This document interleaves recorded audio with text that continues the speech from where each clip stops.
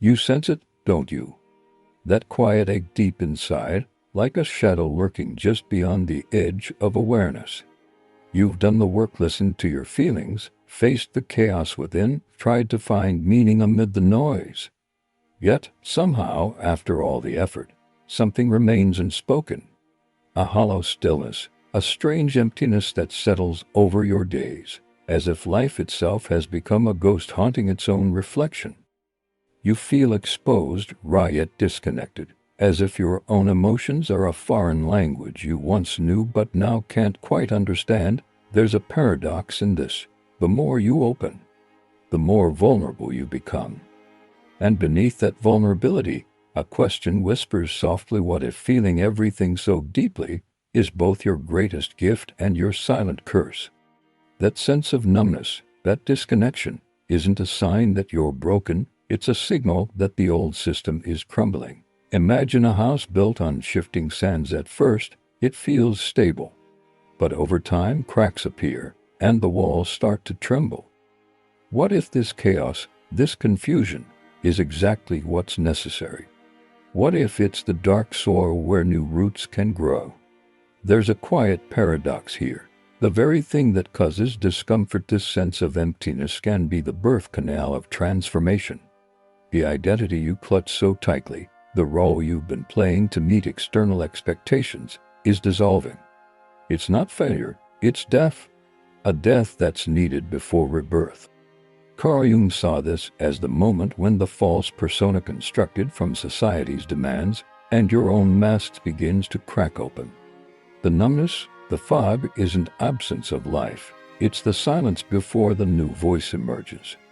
The old version of you, striving, pretending, running, has to fade away for something truer to surface. And in that quiet space, in that emptiness, something real begins to take shape. What if this silence, this ache you feel, is not a sign of loss, but a sacred pause? Carl Jung whispered that the journey inward is not a descent into darkness to be feared, but a pilgrimage into the soul's hidden chambers. In these depths, the shadows linger not as enemies, but as fragments of ourselves waiting to be seen, understood, integrated. The pain you carry is not the end of your story, it is the threshold of transformation. Imagine yourself as a seed buried deep beneath the earth, surrounded by darkness, yet brimming with potential. The storm may shake the surface, but within, a silent alchemy is taking place. The old layers fall away, not to destroy you, but to make space for the emerging self whole, raw. Real. The cocoon is not a prison, it's the crucible of rebirth.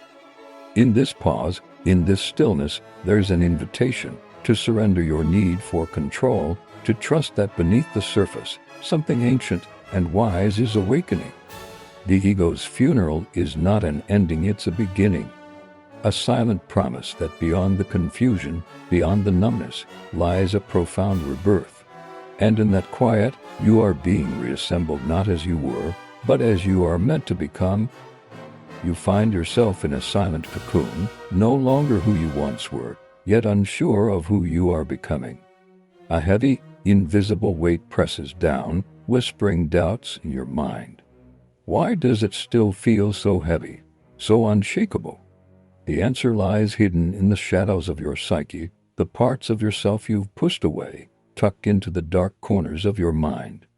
According to Carl Jung, this is your shadow, the repressed self, the truths, traumas, and desires you refuse to face. It's not just a collection of secrets, it's a living, breathing part of you that seeks recognition. Perhaps you buried your fire long ago, hiding it behind layers of fear or shame, thinking it was too dangerous to show. But now that fire smolders beneath the surface, fueling your numbness and disconnection. The emotional walls you built to protect yourself have become prisons, trapping your feelings, your vitality, your very essence. This numbness isn't absence, it's an overflow of suppressed emotion, locked behind a silent wall. What you're feeling isn't just fog, it's memory, trying to break free through the cracks in your carefully controlled life. Your inner chaos is a mirror, revealing that beneath the surface, A part of you is still waiting to be seen, acknowledged, and integrated. And in that recognition lies the first step toward reclaiming your wholeness. Now that the shadow has been acknowledged, a deeper war begins within you.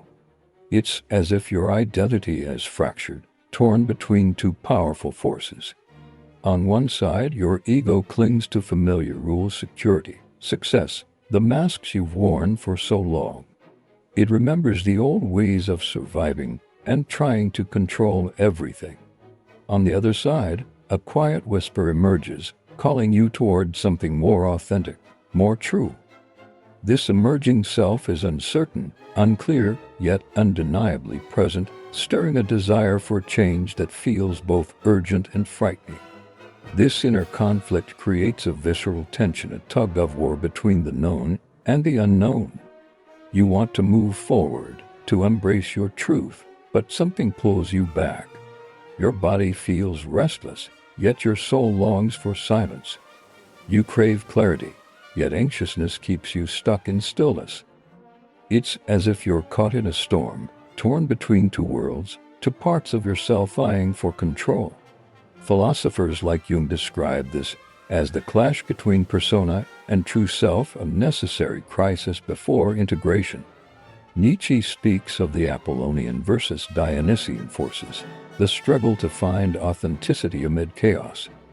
Gabor Mate highlights the conflict between the true self and the adaptive self shaped by trauma. This split can feel exhausting, like being pulled apart, questioning which part is truly you, feeling shame for old patterns or grief for the self that's fading. But remember, this division is not dysfunction. It's the sacred breaking of an inner shell, the necessary pain of transformation. You are not failing, you are in the midst of becoming. And this tension, though painful, is the doorway to alignment. What if this inner tension isn't the end of your story, but a sacred threshold? This chaos you feel, this whirlwind of conflicting voices and shifting shadows, is not a sign of failure, but the beginning of something more real. It's not destruction, it's initiation. You are not breaking apart, you are breaking open, like a seed splitting beneath the soil to reach the light. Healing is not about erasing the past, but about weaving it into a new, richer whole. Think of your inner world as a vast architecture in progress, an alchemy where pain and confusion are raw materials, transforming into clarity and wholeness. Jung called this process individuation, bringing the unconscious into conscious awareness, allowing what's hidden to be seen, acknowledged, and integrated. For Gabor Mate, it's about allowing the true self to emerge from beneath layers of adaptation. Nietzsche reminds us that embracing our full human nature, light and shadow, is what grants us power and authenticity. The symptoms you experience, confusion, emptiness, guilt, are not signs of failure but signals from the soul, guiding you through a necessary reorganization. You are composting old selves into fertile ground for growth. This is psychological alchemy, pain turning into presence, chaos becoming coherence. No transformation happens in comfort. It unfolds in the quiet, often painful, process of becoming. Trust that, in this chaos, the seeds of your true self are quietly taking root, ready to rise into a new, integrated life. This is not a return to normal, it's an intentional act of redefining what normal even means. The life you were chasing, driven by external validation and roles, no longer resonates. That's not a failure, it's an invitation to craft a more authentic reality.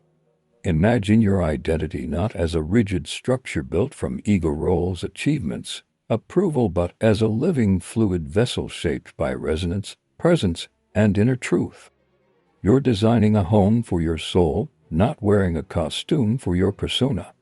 Instead of masks, you're learning to become transparent, allowing your true self to emerge naturally. What once fueled you, accolades, expectations, may fade, replaced by what genuinely feels true. A newfound passion, a quiet boundary, a desire to serve or create simply because it aligns with your essence. This transformation echoes Jung's concept of individuation, revealing the self beyond masks. It's about self-creation, inspired by Nietzsche's idea of overcoming and Mate's call to return to authenticity. As you shift, you might say no to relationships demanding performance, leave work misaligned with your values, or pursue passions without needing validation.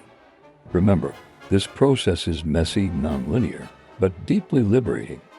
You're not reinventing yourself, you're revealing who you've always been, ready to reconnect with the world from this new, authentic space. Now that you've begun to listen inward and shed the masks that once defined you, the world around you shifts in meaning. It's not about returning to the old routines or masks, but about bringing your true self into the fabric of everyday life. Reconnection is sacred, an act of embodying your authenticity in every gesture, conversation, and moment of presence. Imagine speaking with honesty, even if your voice trembles, knowing that your words are rooted in truth, not expectation. Picture creating without permission, pouring your spirit into art, work, or service because it's aligned with your essence, not for approval. Feel the peace that arises in simplicity. No longer hungry for applause, but rooted in the quiet confidence of being fully present. This is a deeper way of engaging, a gentle participation where you respond, not react, where life becomes a canvas of self-expression. You attract relationships that resonate with your truth and let go of those that no longer reflect your genuine self.